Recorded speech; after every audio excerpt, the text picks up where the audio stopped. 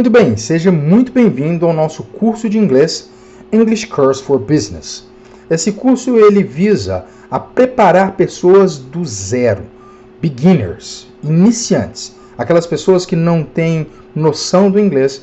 Nós vamos começar do zero, tendo um propósito de alcançar em 10 meses uma grande fluência na língua. Essa é a nossa primeira aula e que se trata sobre o Present Simple. Meu nome é Alex Ribeiro e é um grande prazer estar aqui contigo, tendo essa oportunidade de poder participar do crescimento do seu cognitivo. Esse primeiro tempo verbal que vamos aprender é o Present Simple e eu tenho um intuito a respeito desse tempo verbal para contigo. O meu intuito nesse tempo verbal é que eu possa te ensinar a respeito dele e que possa esclarecer como utilizá-lo, como montar a oração, como entender, como falar, né? E além do meu intuito para contigo, que é de ensinar e esclarecer a respeito desse tempo verbal, eu tenho uma expectativa, aquilo que eu espero do aluno para comigo. A minha expectativa é que você possa entender esse tempo verbal.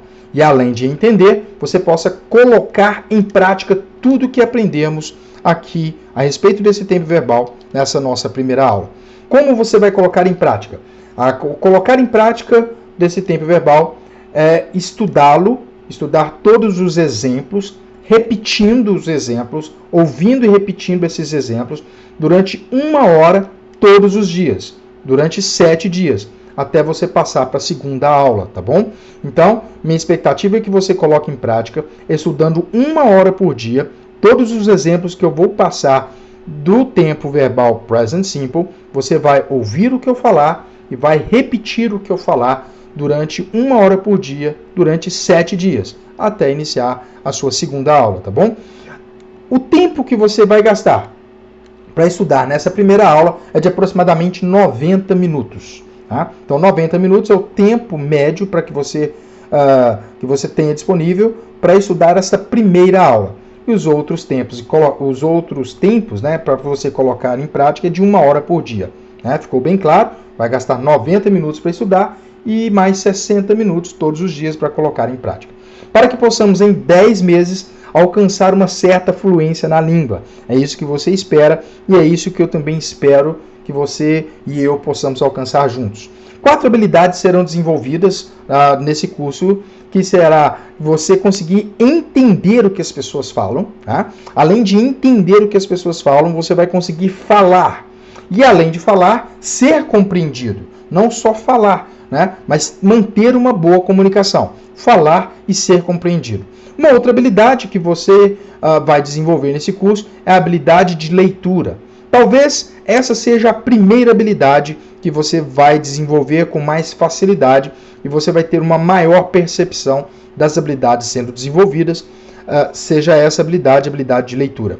E a quarta habilidade é a habilidade de escrita. Esse curso também vai te preparar para escrever em inglês. Então, a minha expectativa é que você possa desenvolver as 4 habilidades na língua: ouvir, falar, ler e escrever. Vamos lá para a primeira pergunta desse curso, que seria: quando que eu utilizo o tempo verbal Present Simple? Muito simples, são 2 motivos somente. Primeiramente, é para expressar fatos e situações recorrentes. Fatos e situações que acontecem de maneira generalizada. Por exemplo, chove todos os dias. Então, se chove todos os dias, é algo que acontece de maneira recorrente, de maneira generalizada acontece isso. Então eu vou utilizar o tempo verbal Present Simple para poder mostrar, né, expressar, me comunicar, falar que chove todos os dias. Né? Um outro motivo é para identificar como as coisas são no momento da sua fala, no momento em que se diz alguma coisa. Então esses são os 2 motivos para se utilizar o tempo verbal Present Simple, para expressar fatos e situações recorrentes e para identificar como as coisas são no momento em que se diz. Vamos lá. Agora nós passamos para o momento mais importante da língua, né? O mais importante de todo o curso. É você gravar a estrutura da língua verbal. Nós temos em inglês praticamente 2 estruturas. Uma estrutura de voz ativa e uma estrutura de voz passiva. Nós vamos começar estudando sobre a estrutura de voz ativa. esse é o nosso pontapé, né? Aquilo de onde nós vamos partir. Nós vamos estudar sobre a estrutura da voz ativa. Então, o mais importante para que você possa firmar nesse curso é gravar a estrutura da língua inglesa. Nós vamos ver a estrutura da voz ativa. Elas são apenas 4 componentes, muito simples, mas de fundamental importância.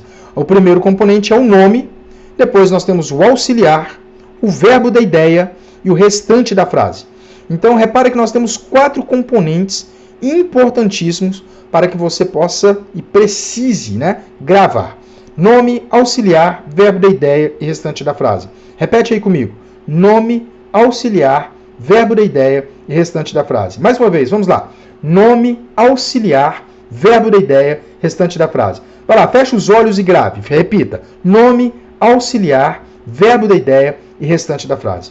Muito bom. Você precisa de gravar essa estrutura, porque nós vamos andar sobre ela até o final do curso. Nós vamos estudar 3 formas. Na verdade, serão 4, mas vamos iniciar com 3. A forma afirmativa, a forma negativa e a forma interrogativa. Mais para frente, nós vamos estudar a forma interrogativa negativa. É a 4ª forma, né, de se poder falar, expressar alguma coisa em inglês. Mas vamos iniciar com essas 3 formas. Forma afirmativa, forma negativa e a forma interrogativa. Eu vou passar por um breve histórico, um breve relato sobre os componentes dessa estrutura da língua. Vou começar com o nome.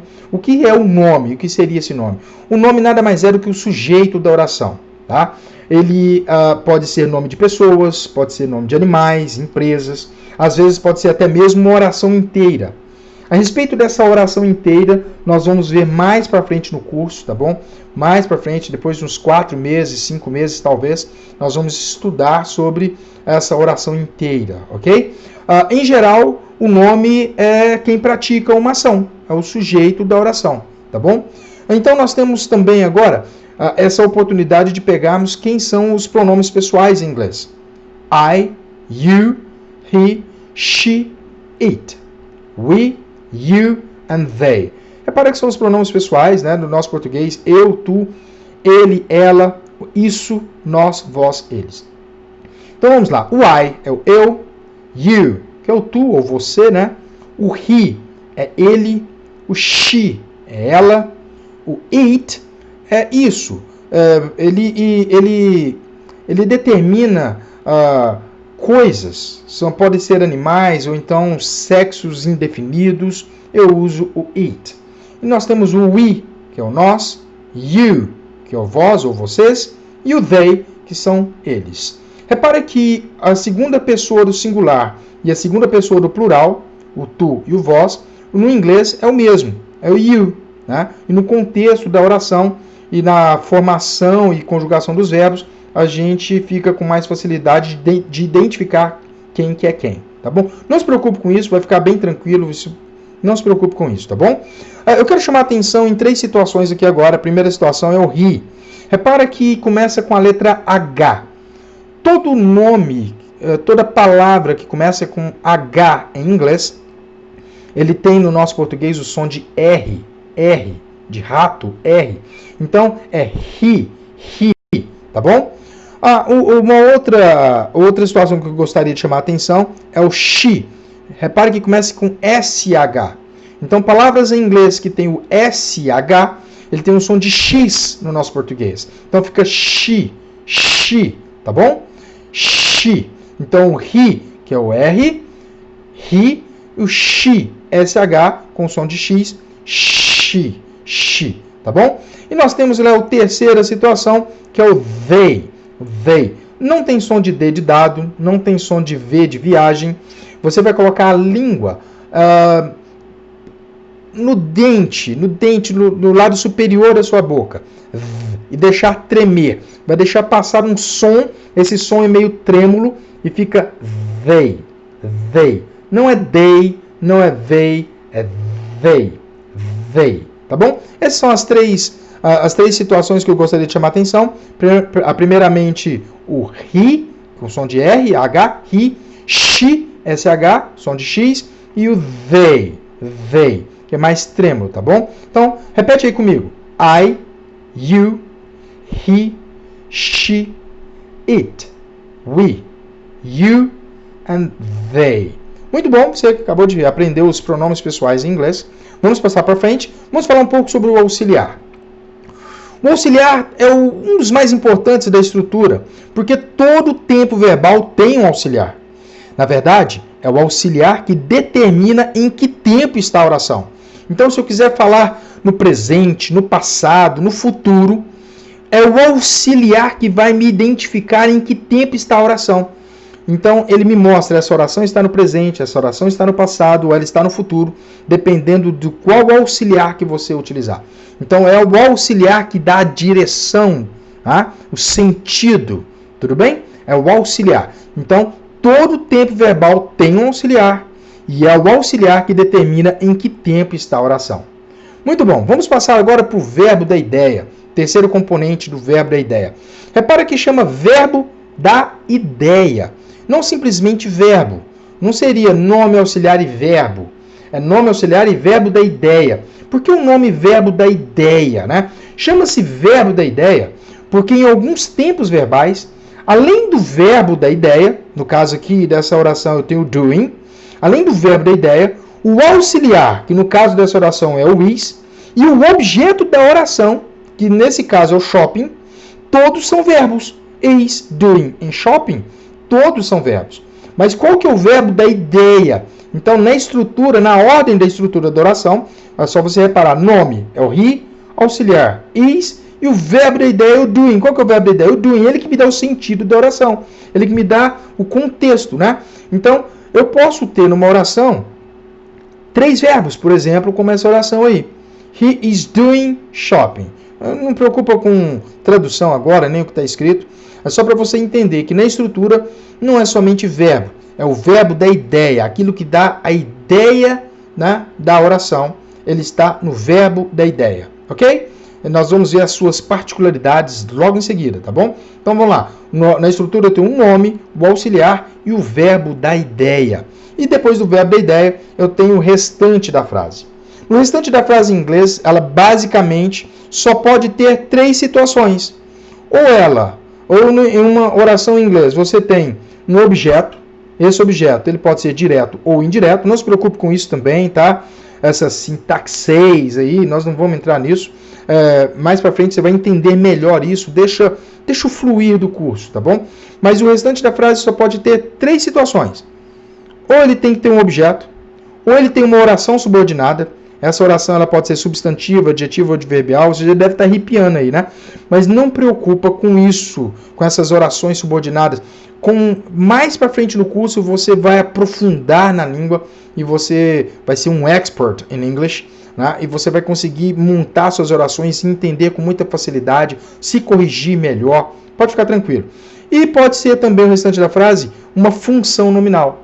Tá? Durante o curso nós vamos passar pelos 3, eu não vou ficar pontuando o que é o que, apenas para você entender que o restante da frase em inglês ela só pode ter essas 3 situações. Ou ela tem um objeto, seja ele direto ou indireto, ou ela tem uma oração subordinada, seja ela substantiva, adjetiva ou adverbial, ou ela tem uma função nominal. Essa função nominal ela é apresentada com um verbo com ing no final. Tá bom? Esse é o restante da frase, tá bom? Seria o nosso predicativo, né? Em português, o predicado da oração em português. Muito bom. Eu quero chamar mais uma atenção agora nos 2 últimos, entre o verbo da ideia e o restante da frase. Suponhamos que eu tenho, depois do verbo da ideia, que é um verbo, né? Eu tenho um outro verbo, então eu preciso de colocar um suporte entre esses 2, porque eu tenho 2 verbos, e esse suporte vai ser o to. Sempre que a primeira palavra do restante da frase for um verbo, é necessário colocar o to entre esses 2 verbos, tá bom?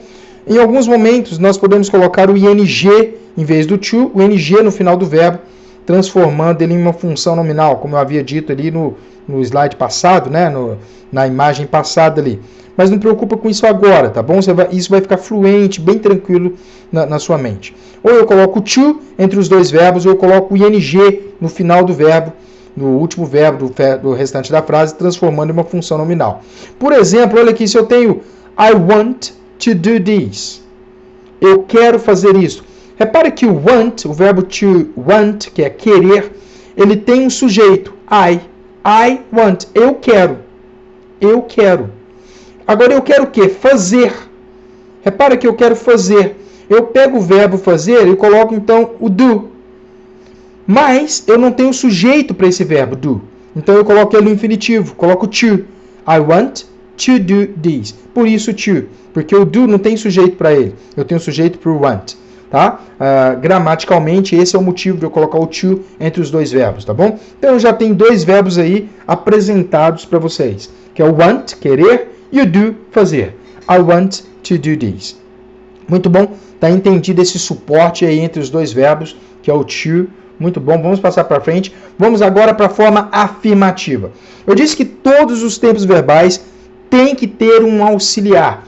Todo tempo verbal tem que ter um auxiliar. Nós estamos estudando o tempo verbal present simple, né? O presente simples, present simple, que eu utilizo toda vez que eu tenho uma situação recorrente ou para demonstrar como as coisas são no momento da fala. E qual que é o auxiliar do present simple? Muito simples. Nós temos dois, que é o do e o does. Do and does.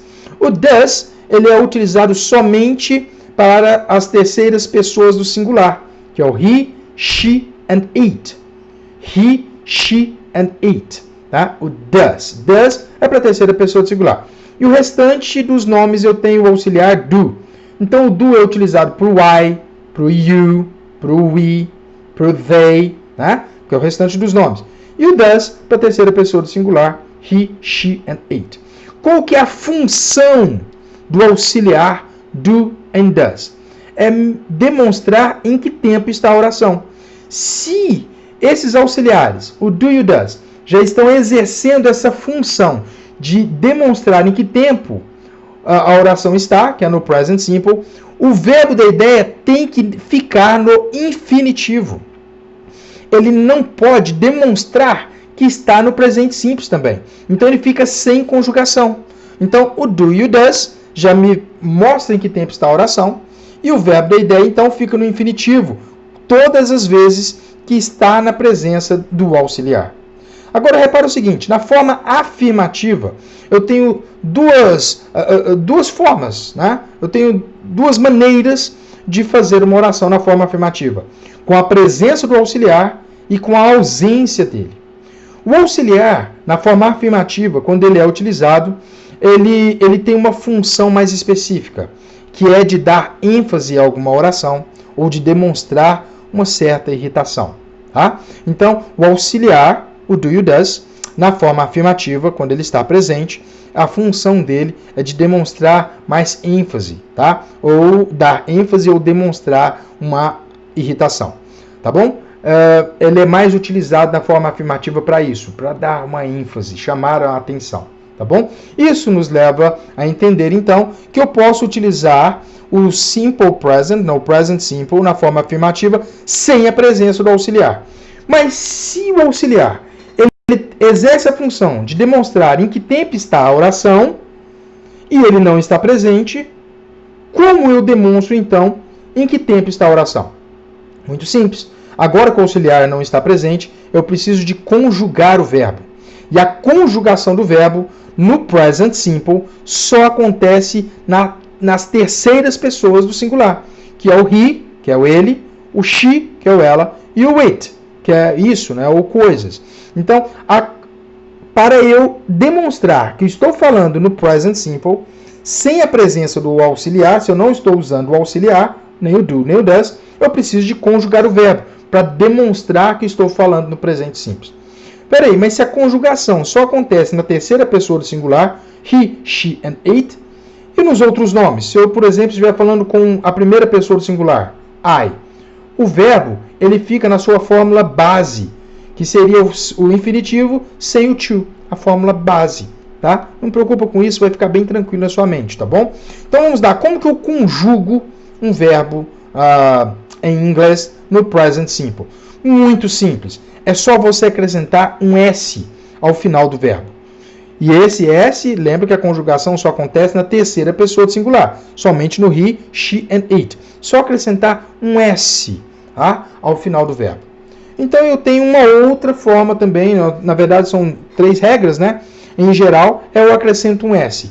Mas, se os verbos terminarem em S, SH, CH, X, O e Z, em vez de acrescentar S, eu vou acrescentar ES.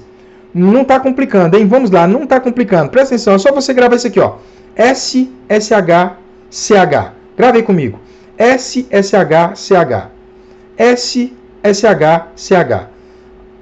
X, O, Z. Então vamos lá. S, SH, CH, X, O, Z. S, SH, CH, X, O, Z. Então os verbos que terminarem S, SH, CH, X, O e Z, eu só acrescento um ES ao final desse verbo, que ele já está conjugado, então, na terceira pessoa do singular. Eu tenho agora uma outra situação, que é quando os verbos terminam em Y.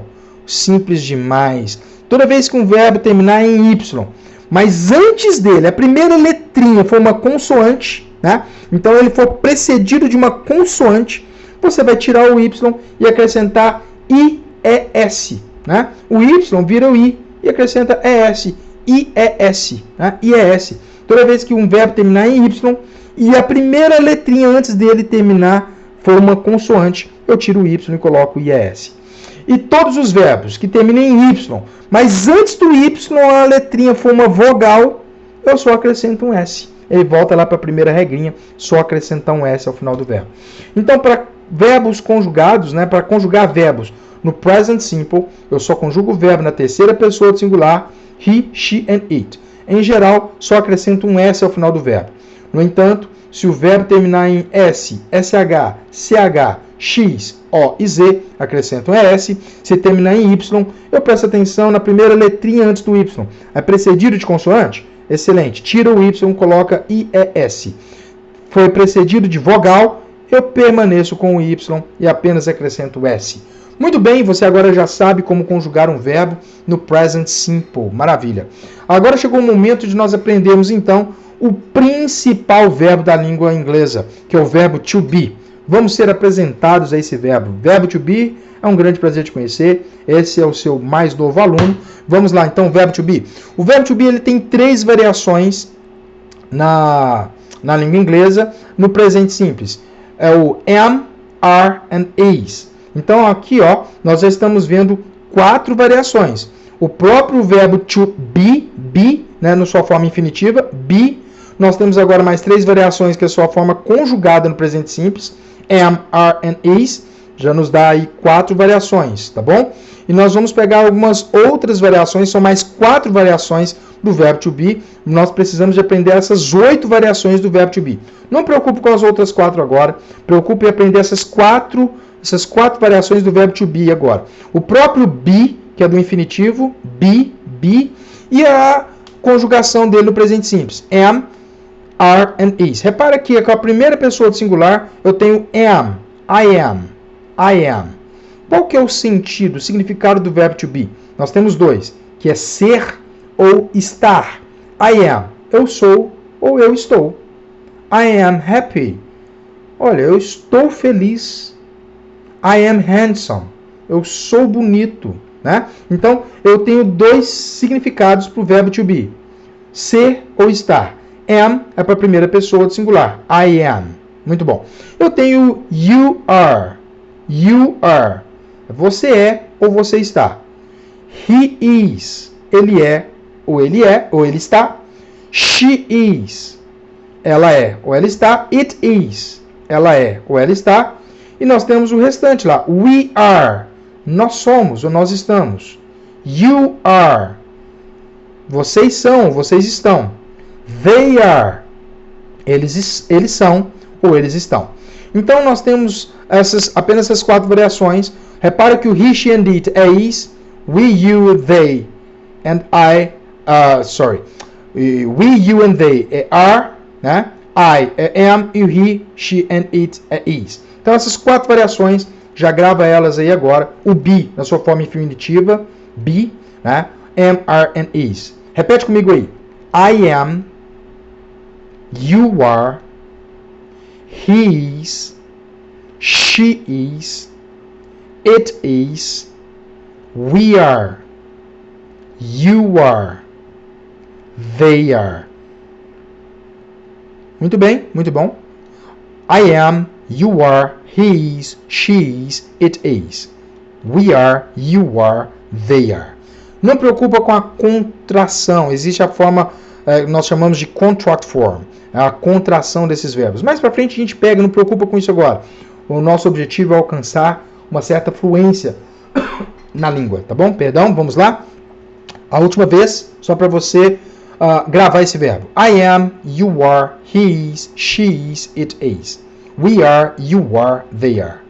Muito bem, vou lhe apresentar agora para o segundo verbo mais importante da língua inglesa, que é o verbo to have. Verbo to have. Então, o verbo to have ele tem o significado de ter. Ter. Eu tenho, né? Tu tens, ele tem, nós temos, e por aí vai. Repara o seguinte. I have. You have. No he, she and it é um único nome, né, em que muda, fica has. Então eu só tenho duas variações dele no presente simples. Have and has. Aí fica he has, she has, it has. Lembrando, né, que começa com H, tem som de R, lembrou disso? We have, you have, they have. I have, you have, he has, she has, it has. We have, you have, they have. Muito bom, você já aprendeu os dois principais verbos da língua inglesa, que é o verbo to be, ser ou estar, e o verbo to have, que significa ter. Então vamos lá. Voltamos na estrutura, que é o nome auxiliar, verbo da ideia restante da frase. Eu quero lembrar que, em inglês, nós temos algumas exceções de algumas regras, assim como quase tudo nesse mundo, existem algumas exceções, né? A primeira exceção é que toda vez que eu tenho o verbo to be, que é ser ou estar, to be, né? Esse verbo aqui, to be, toda vez que ele está presente, o to be ele é muito egoísta. Ele não aceita auxiliar com ele. O to be não aceita nenhum auxiliar estar presente. Então, como o auxiliar do present simple é o do, you, does, o to be não vai aceitar com que o do e does estejam presentes na oração. Então, ele é muito egoísta, tá bom? Ele auxilia a si mesmo. É bom você gravar isso. O verbo to be auxilia a si mesmo. O verbo to have, ele já é um verbo mais humilde.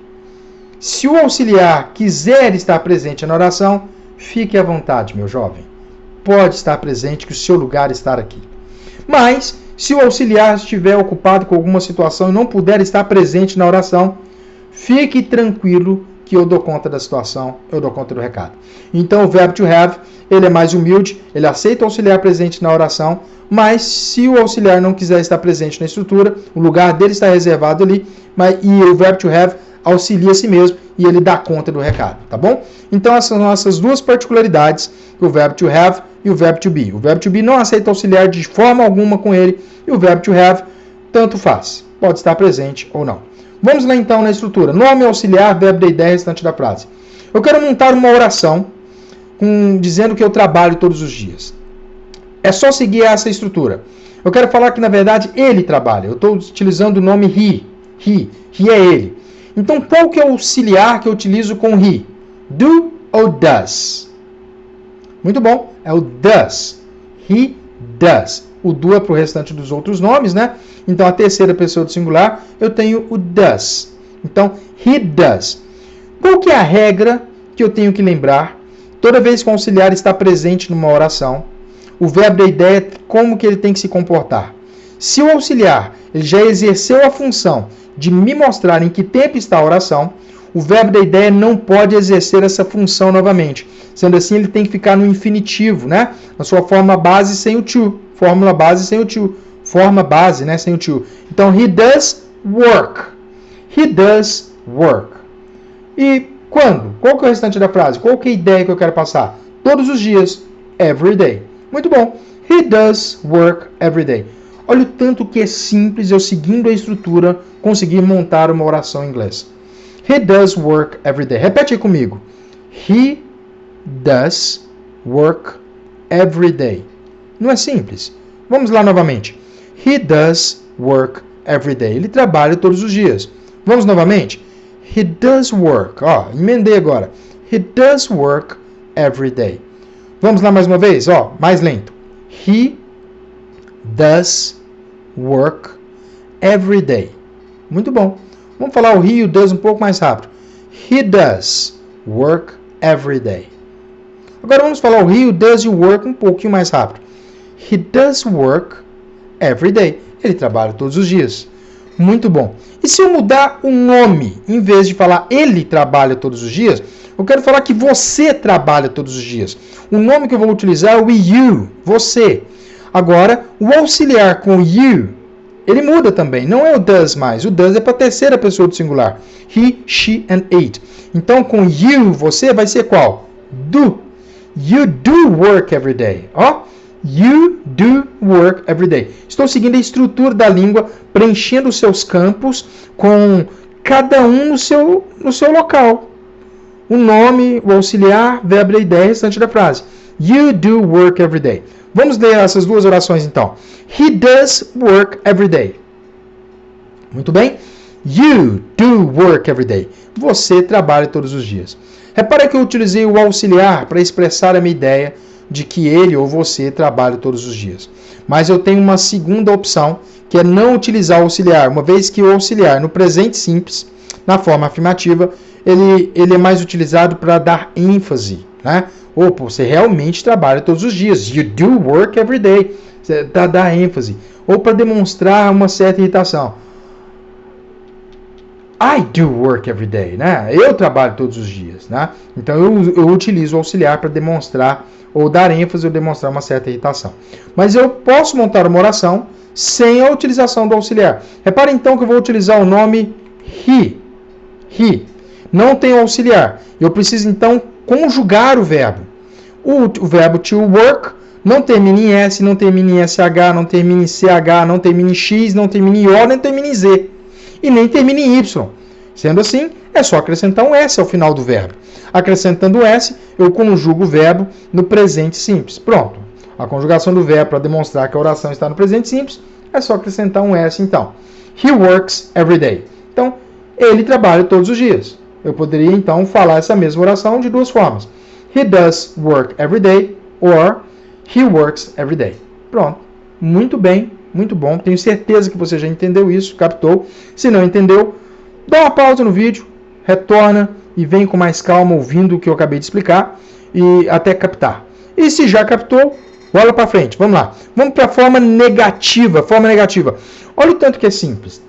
Na forma negativa e na forma interrogativa, o auxiliar é sempre obrigado a estar presente. Sempre. Ele sempre estará presente na oração. Na forma negativa, é só eu colocar a partícula not antes do verbo da ideia. No caso aqui, vai estar entre o auxiliar e o verbo da ideia. Eu prefiro que você grave que a partícula not vem antes do verbo da ideia. Mais para frente você vai entender o motivo, tá? Ele vem antes do verbo da ideia. Então, é só eu pegar a oração da forma afirmativa e preencher suas lacunas. O auxiliar é sempre obrigado a estar presente na forma negativa, então fica He does not work every day. He does not work every day. He does not work every day. He does not work every day. Ele não trabalha todos os dias. Existe também o contract form, onde eu faço uma contração com o auxiliar e a partícula not. Fica doesn't. Doesn't. Então, é simples. He doesn't work every day. He doesn't work every day. Or, he does not work every day. Tá? As duas estão corretas, você pode ficar à vontade em escolher qual que prefere falar. He does not work every day. Or, he doesn't work every day. Ele não trabalha todos os dias. Muito bom, muito bom. Não tenho que ficar enrolando aqui, né? Vamos passar para a forma interrogativa. Eu quero que você preste atenção que dois elementos vão trocar de lugar. O primeiro é o auxiliar, que na estrutura nós vimos nome, auxiliar, verbo da ideia restante da frase. O auxiliar agora ele vai para antes do nome. Repare que ele vai para antes do nome. Eles trocam de lugar. E o nome, então, vai para depois do auxiliar. Tá bom? E eu acrescentei agora mais duas situações, que é o pronome de interrogação e a preposição, que ficou lá depois do verbo da ideia. Então, agora essa estrutura, na forma interrogativa, ela vai ficar aí com 6 componentes.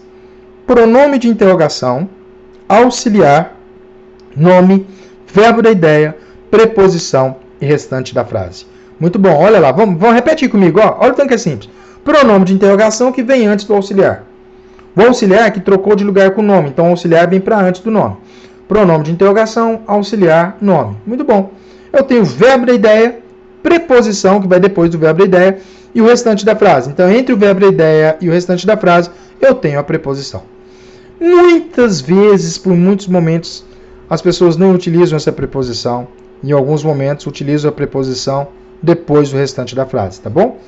Mas eu prefiro que você grave a preposição antes do restante da frase. Mas, se quiser gravar a preposição depois também, isso não vai fazer muita diferença. Eu quero chamar a atenção aqui agora no pronome de interrogação. Olha o tanto de pronome de interrogação que nós temos, que nos auxilia a fazer perguntas. E você precisa de gravar isso aqui antes de passar para frente, tá bom? Então vamos lá, o primeiro. What? What? What é o que ou qual. Ele pode ter esse sentido de o que ou qual. What. Repete comigo assim, ó. What. Muito bom. Eu tenho what time. What time. Repara que what termina com T, time termina com T. Você elimina o primeiro T do what e fica what time. Eu não falo what time, não falo isso. Eu falo what time, what time, what time. Você fala apenas um T, tá bom? What time. Isso sempre vai acontecer no inglês. Sempre que tiver duas consoantes iguais, tá bom? Ou duas vogais iguais, você cancela a primeira, tá bom? What? What time? O que? Que horas? What time? Que horas? Tá bom? Which? Which é qual? O which também pode ser uma conjunção. Bem mais pra frente nós vamos ver isso. Que pode significar do qual. Do qual. Pode ser qual ou pode ser uma conjunção que você fala do qual, tá bom? Which. Which. Which. When. When é quando. When. Algumas regiões falam, ele começa um pouco com R, né? When. When. E outros lugares já começa só com o som do W, que é um U. When.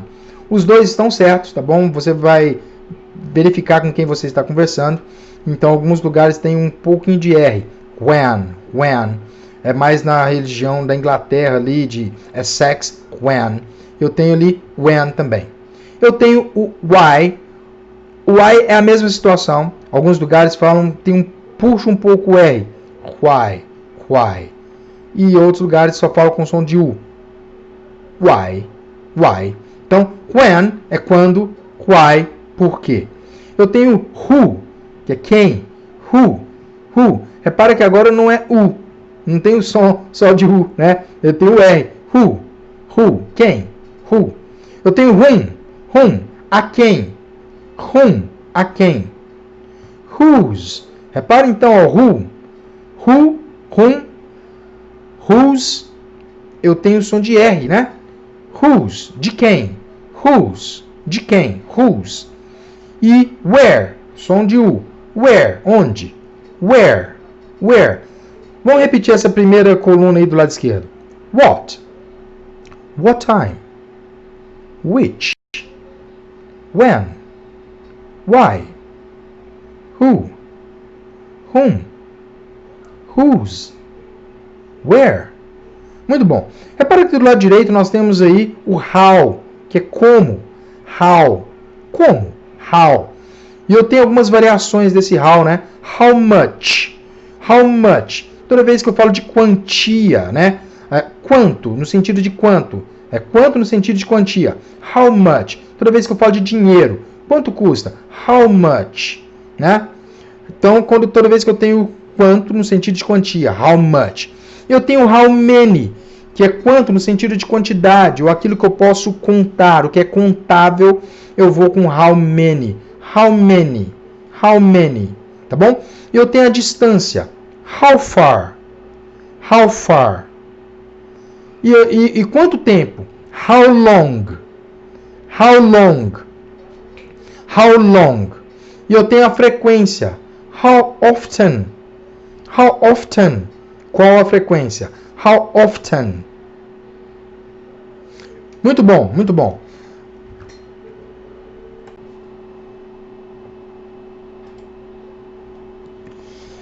Muito bom. Vamos dar continuidade então. Repara que lá na minha oração, eu quero fazer a pergunta: com quem você trabalha todos os dias? Repara nessa oração. Com quem você trabalha todos os dias? Repara que em inglês eu inicio a oração com a preposição com. E logo em seguida eu tenho o pronome quem. Com quem você trabalha todos os dias? Com quem você trabalha todos os dias? Em português eu aceito essa preposição iniciar a oração e ela preceder um pronome. Em inglês, repara na minha estrutura. Eu não tenho preposição antes do pronome de interrogação. Minha preposição está lá depois do verbo da ideia. E eu não posso traduzir do português para o inglês na mesma estrutura do português. Eu preciso de obedecer essa estrutura da língua inglesa. Então eu inicio com quem você trabalha todos os dias. Eu inicio obedecendo a estrutura. Who é quem? Who. Como eu vou utilizar o nome you, você, you, então agora eu preciso de ponderar. Qual o auxiliar que eu utilizo com you? Do ou does? É o do. Who do you? Who do you? Tá vendo que eu estou obedecendo a estrutura? E o verbo da ideia? Repare que o auxiliar está presente. É o do. Sendo assim, o meu verbo da ideia vai ficar no infinitivo, sem conjugação. Who do you work? Agora eu coloco a preposição with, com. Com ficou lá atrás, depois do verbo da ideia, porque a estrutura da língua, ela me comanda, ela me direciona a preencher a oração assim. Who do you work with every day? Com quem você trabalha todos os dias? É assim que eu perguntaria em inglês. Who do you work with every day? Então repara que o with tem TH, linguinha lá no dente do lado de cima da boquinha, né? With, e deixa o sonzinho passar. With, começa com o W, o e a linguinha no céu da boca, lá no dente, entre o dente da sua mandíbula, né? With. Who do you work with every day? Who do you work with every day? Muito bom. Até aqui, se você tem alguma dúvida, retorne no vídeo. Pondere sobre aquela situação em que provavelmente você teve dúvida, tá? É de fundamental importância você não ter dúvida para passar para frente, tá bom? Nós vamos pegar algumas orações daqui para frente. Então vamos lá, obedecendo a estrutura. Olha lá, nome, auxiliar, verbo da ideia e restante da frase. Vou preencher os campos da estrutura. Eu moro no Brasil. I do live in Brazil. E na forma afirmativa, eu posso não utilizar o auxiliar. I live in Brazil. I do live in Brazil. Or I live in Brazil. Repete aí comigo. I do live in Brazil. E agora, I live in Brazil. I do live in Brazil. I live in Brazil. Tá? Olha essa outra oração. He does teach Spanish at university. Eu preenchi todas as lacunas da minha estrutura. He, o nome, does, o auxiliar, teach é o verbo da ideia, e não vou conjugá-lo porque o auxiliar está presente. E eu tenho o restante da frase, Spanish at the university. He does teach Spanish at the university. Ele ensina espanhol, né, na universidade. Mas eu posso falar também sem o auxiliar. He teaches Spanish at the university. Repara que o teach termina, que é ensinar, esse verbo, termina com CH. Lembra que os verbos terminados em S, SH, CH, X, O e Z, a conjugação no presente simples acontece somente na terceira pessoa no singular e acrescentar um ES quando termina nessas letras. Tá? Então, olha lá, terceira pessoa do singular é o he, terminou em CH, não estou usando auxiliar, o does, então eu preciso conjugar para demonstrar em que tempo eu estou, que é o present simple. E eu acrescento então ES para conjugar esse tempo verbal, esse verbo. He teaches Spanish at the university. Ele ensina espanhol, né, na universidade. Muito bom, repara. They do prefer Italian food. They do prefer Italian food. Eles preferem comida italiana. They do prefer Italian food. Então, o auxiliar está presente, que é o do, com o nome they. Está me demonstrando que a oração está no present simple. Então, eles preferem comida italiana. They do prefer Italian food. Posso falar essa mesma oração na forma afirmativa sem utilizar o auxiliar. Então, eu preciso de demonstrar que a oração está no present simple sem precisar auxiliar. Mas eu reparo então que o nome não é a terceira pessoa do singular. É o they. A terceira pessoa do singular é o he, she and it. Se é o they, o verbo apenas fica na sua forma base. They prefer Italian food. Eles preferem comida italiana. Então, viu? O tanto que é simples, né? Não precisou de auxiliar, não precisei de conjugar nada. Porque a conjugação só exige ser na terceira pessoa do singular. E eu tenho they, que é a terceira pessoa do plural. Eles preferem comida italiana. They prefer Italian food. Muito bom, vamos para mais um exemplo. She does watch TV every day. She does watch TV every day. Então, ela assiste TV todos os dias. Muito bom, mas eu não quero falar com auxiliar. Então, eu preciso de conjugar o verbo, porque está na terceira pessoa do singular, she. O verbo termina com CH. Se termina com CH, é só acrescentar S. Lembrando que todos os verbos que terminam com S, SH, CH, X, O e Z, é só acrescentar um ES na terceira pessoa do singular, que eu conjugo o verbo na terceira pessoa, já conjugo o verbo ali no present simple. She watches TV every day. Repete comigo. She does watch TV every day. Ela assiste TV todos os dias. She watches TV every day. E ela assiste TV todos os dias. Muito bom. Vamos para mais um exemplo. We do like to go to the beach during the week. Então vamos lá. Repara que entre o like e o go, entre o like e o go, entre o like e o go, eu preciso de um to. Entre o like e o go, eu preciso de um to, porque são dois verbos. A primeira palavra no restante da frase foi um verbo. Então eu coloco o to, né? O to entre esses dois verbos. Então vamos lá. We do like to go to the beach during the week. Então nós gostamos, like é gostar, né? O like também, repara que ele está aí na coluna do verbo da ideia. Se ele tivesse no restante da frase, ele poderia ter o sentido de igualdade, ou como, né? Fala de igualdade, igual. Então o like tem dois sentidos em inglês, pode ser igualdade, pode ser verbo. No caso aqui ele está, né, preenchendo aí na estrutura a coluna de verbo da ideia, então ele é um verbo. We do like, nós gostamos. O do está apenas me mostrando que o tempo está no present simple. A função desse do aqui é apenas me mostrar que está no present simple. We do like, nós gostamos. De quê? De ir à praia durante a semana. We do like to go to the beach during the week. Muito bom. E se eu não quiser utilizar o auxiliar, eu vou direto para o verbo da ideia. Mas repara que não estou na terceira pessoa do singular. Não é he, she and it. É a primeira pessoa do plural, we. Então apenas coloco o verbo na sua forma base. We like to go to the beach during the week. Muito bom, vamos para mais um exemplo. He does push the door when he wants to get in. He does push the door when he wants to get in. Tá? O get in or get in. Get in é mais americano. Get in é mais britânico, tá bom? Então, he does push the door. Push the door. Cuidado porque ele parece um falso cognato, né? Parece puxar, mas na verdade em inglês é empurrar. He does push.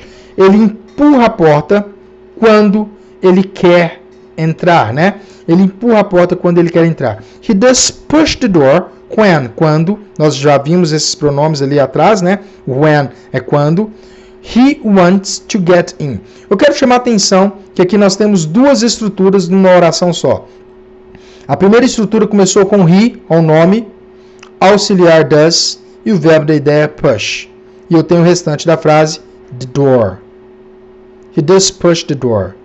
No restante da frase, eu coloco aqui o when, que é quando, né? Repara aqui que eu tenho when, quando. eu inicio uma nova estrutura. He, nome, wants. Repara que conjugou o verbo. Colocou um S no final do verbo to want, o S, porque ele não colocou o auxiliar. He does want. Né? He wants. E depois da palavra want, eu tenho um outro verbo que é o get. Então, entre esses dois verbos, colocou o to. He wants to get in. Né? Então, nome, verbo da ideia, o lugar do auxiliar estaria aqui, mas ele não utilizou, porque no present simple eu posso utilizar as orações da forma afirmativa com auxiliar ou sem auxiliar. Então, na primeira oração, eu usou auxiliar. He does push the door. E na segunda oração, ele não usou auxiliar. When he wants to get in. Quando ele quer entrar. Tranquilo? E aqui, nessa segunda oração, não tem auxiliar em nenhuma das orações. Nem na primeira, he pushes, e nem na segunda, he wants. Então, he pushes. O verbo termina em SH, o nome é he, terceira pessoa do singular. Então, se eu não utilizo auxiliar, eu tenho que conjugar o verbo. Apenas acrescentar um ES. He pushes the door when he wants to get in. He pushes the door when he wants to get in. Ele empurra a porta quando ele quer entrar. Então, repete comigo a primeira oração.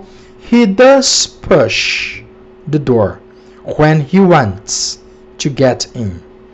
Vamos para a segunda. He pushes the door when he wants to get in. Muito bom, muito bom. Nós estamos partindo para o tópico final, para o módulo final dessa aula, que no present simple são muito utilizados os advérbios de frequência. Os advérbios de frequência, por quê? Qual que é o motivo? Quando é que eu utilizo o present simple? Quando as coisas são recorrentes, acontece de maneira generalizada. Os advérbios de frequência, eles me ajudam em muito, né, a demonstrar que isso, ou aquilo que eu quero demonstrar ou expressar, acontece de maneira generalizada, recorrente. Né? Então, onde que eu uso o advérbio de frequência na oração? Nós temos alguns lugares onde é que ele é utilizado. Então, o primeiro ponto, antes do verbo da ideia, ou seja, ele vai depois do auxiliar. Lembra que a estrutura é nome, auxiliar, verbo da ideia, restante da frase. Então, o advérbio de frequência ele vai vir antes do verbo da ideia. Essa é a maneira mais culta de você utilizar o advérbio de frequência, tá bom? Antes do verbo da ideia. Mas, eu também posso colocar, né, quando o verbo da ideia for o verbo to be, lembra que eu não tenho auxiliar quando eu tenho o verbo to be. Quando o verbo da ideia é o verbo to be, o advérbio necessariamente deve ser colocado agora depois dele. Depois do verbo to be. Então vamos lá. Quando eu tenho um verbo da ideia, né, e eu tenho um auxiliar, ali, o advérbio de frequência vai antes do verbo da ideia, que não seja o verbo to be. E se eu tenho um verbo to be, o advérbio de frequência obrigatoriamente tem que ir depois do verbo to be. Tá bom? Tá bom? Vamos lá, olha aqui. Pode ser colocado também depois do objeto da oração, né? Seja ele direto ou indireto. Nós vamos ver alguns exemplos, você vai entender melhor, tá? Olha a quarta condição. Pode ser colocado também no início da frase. E algumas pessoas colocam no final da frase. Agora repare que no início da frase e no final da frase é utilizado mais por estrangeiros que não compreendem ou que esquecem ou que têm dúvida de que o advérbio de frequência ele vem antes do verbo da ideia e se for um verbo to be, ele vai depois do verbo to be. Deu dúvida? Coloque então no início da frase ou no final da frase, tá bom? Essas são as posições que os advérbios de frequência eles aparecem nas orações. Vamos começar então com always, que é sempre, always. Olha essa oração. Paul always goes to church on Sundays. Paul always goes to church on Sundays. Repara que Paul é terceira pessoa do singular. Eu tenho que conjugar o verbo então, porque eu não tenho um auxiliar. Terminou em O. Lembrando que os verbos terminaram em S, SH, CH, X, O e Z, eu acrescento ES em vez de apenas S. Então, Paul goes to church on Sundays. E para dizer que ele sempre vai, always, eu coloco always antes do verbo da ideia. Paul always goes to church on Sundays. Muito bom, repara mais esse exemplo. Starting a new job is always a little bit of a shock. Repara que agora o verbo da ideia meu é o is, é o verbo to be. começar, iniciar um novo emprego é sempre, né? É sempre um pouco chocante, né? Starting a new job is always a little bit of a shock. Repete as duas orações comigo, por gentileza, vamos lá? Paul always goes to church on Sundays. A segunda, starting a new job is always a little bit of a shock. Então, little bit é um pouco, tá bom? Um pouco, ó. Uma expressão bacana de pegar aí agora. Little bit, um pouco chocante. Excelente. Vamos agora para um outro advérbio de frequência que é o regularly. Às vezes é um pouco difícil de falar, né, para quem está iniciando, mas você vai pegar. Ó, regularly, regularly, regularly. Do jeito que está escrito, regularly. É importante ponderar agora que a palavra que começa com R, quando tem R em inglês, você enrola a língua. Regularly, regularly. Com H, você fala R, né? Hotel, he. Agora, aí começou com R, você enrola a língua. Regularly, regularly. E o outro R, lá você coloca lá atrás, lá na garganta. Regularly. E dá ênfase no Y. Em inglês, a gente não pronuncia a última letra das palavras, né? Ou quase nunca. E eu tenho o Y aqui. Quando eu tenho Y, eu tenho que pronunciar. Minha tônica é no Y, tá bom? Regularly. Ok? Vamos lá. The dress is regularly $45, but now is on sale for $30. Né? Olha lá. The dress is regularly $45, but now is on sale for $30. Repara que o regularly veio depois do verbo to be, né? Lembra que se fosse algum outro verbo, ele viria antes. The dress is regularly $45, but now is on sale for $30. Vamos repetir? The dress is regularly $45, but now is on sale for $30. Em inglês britânico, você poderia falar 45. E americano, ele vai falar 45, com R. 45. Muito bom. Vamos pegar um outro advérbio de frequência, que é o geralmente, né? Que é o usually. What time do you usually go to bed? Usually. Repara que vem antes do verbo da ideia. Vou ler mais lento. Ó, presta atenção. What time do you usually go to bed? Repara que eu obedeci, sempre tenho obedecido a estrutura da língua. What time, nós vimos que é um pronome de interrogação. What time, que vem antes do auxiliar. O auxiliar é que vem antes do nome, porque é uma interrogação. What time do you, o auxiliar vem antes do nome. Eu coloquei aqui, ó, o meu advérbio de frequência, que é geralmente antes do verbo da ideia, e o restante da frase, que é para cama, to bed. What time do you usually go to bed? Tá vendo que é só obedecer a estrutura que você monta qualquer frase que você quiser expressar em inglês. What time do you usually go to bed? Muito bom. Repara nesse exemplo, né? She's usually home by this time. She's usually home by this time. O she is, ela está, né? She is, está na contract form, juntou ali, tira, porque tem duas vogais, tirou o i. She's, e como é um verbo to be, o advérbio de frequência vai depois do verbo to be. She's usually home by this time. Muito bom, muito bom. Vamos para mais um advérbio de frequência que é o often, com frequência. I often clean my house at the weekend. Antes do verbo da ideia, I often clean my house at the weekend. Eu sempre, né, limpo minha casa. Eu limpo minha casa, sempre limpo minha casa, ou frequentemente, na verdade, limpo minha casa no fim de semana. I often clean my house at the weekend. Muito bom. Outro que é o... agora, depois do verbo to be, headaches are often caused by stress. Presta atenção no caused. Caused, a letra D aqui, ela quase não sai, ela sai mais com som de T. Nós vamos ver isso mais para frente. Headaches are often caused by stress. Então, dores de cabeça são frequentemente causados por stress, né? Headaches are often caused by stress. Muito bom.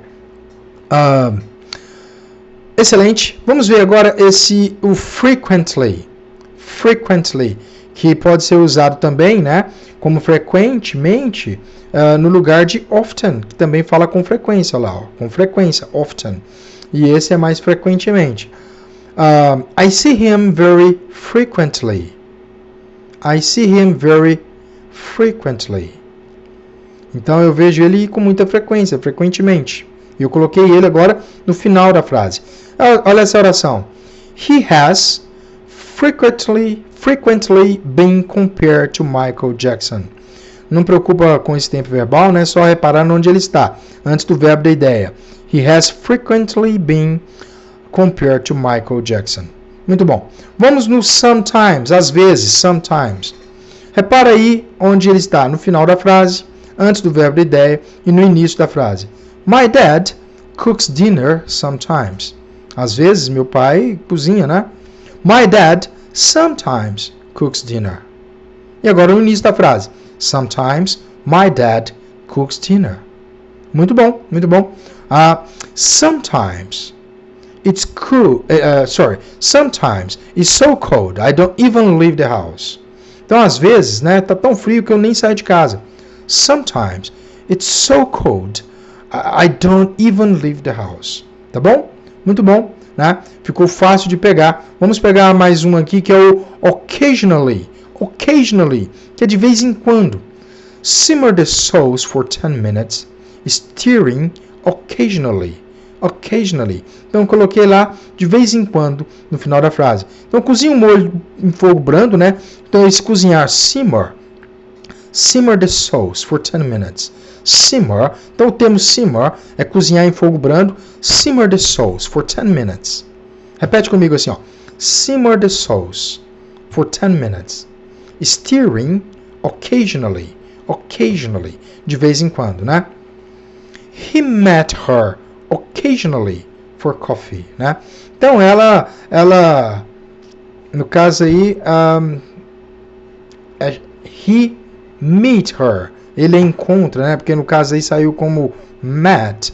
Met é no passado. Mas isso é muito simples de corrigir. Vamos corrigir aqui agora ao vivo, para a gente não poder ter que gravar isso novamente. Então vamos lá, olha aqui, ó. Cadê? Ó. Muito bom. Muito bom. Olha lá. He meet her occasionally for coffee. Ele a encontra ocasionalmente para um café. He meet her occasionally for coffee. Muito bom. Olha lá, estamos encerrando. Rarely, fala de raramente. We rarely see each other now. Nós raramente nos vemos agora. We rarely see each other now. We rarely see each other now. Dobra a língua com R. Rarely, rarely. I rarely have time to read the newspaper. I rarely have time to read the newspaper. Enrola a língua no R, tá? I rarely, repara que está antes do verbo da ideia. Esse é de verbo de frequência que diz respeito ao raramente. I rarely have time to read the newspaper. Muito bom. Esse hardly ever, que é o quase nunca, né? Quase nunca. Samantha quase nunca lê. Samantha hardly ever reads. Muito importante esse advérbio de frequência, né? Que é quase nunca. Samantha hardly ever reads. We hardly ever go out these days. We hardly ever go out these days. Então começa com H. Hardly. Hardly ever. We hardly ever go out these days. Muito bom. O never. She's never late for lessons. Repara que o never, ele diz respeito de nunca, ele está depois de um verbo to be, né? Na oração é um verbo to be, o is tem que estar depois. She's never late for lessons. Ela nunca se atrasa para as aulas. Repete aí comigo. She's never late for lessons. Mais um. He's never been to Australia. He's never been. Repara que o never então está antes do verbo da ideia. He's never been to Australia. E dessa forma nós finalizamos essa primeira etapa, né? Esse primeiro módulo, que é o Present Simple. Você tem muita matéria para estudar. Você vai estudar bastante. Durante 1 hora por dia você vai repetir todos os exemplos que foram dados nessa aula. Ouvir e repetir. Ouvir e repetir. Durante 7 dias, para então partir para a segunda aula. Foi um grande prazer. Deus te abençoe. Até mais.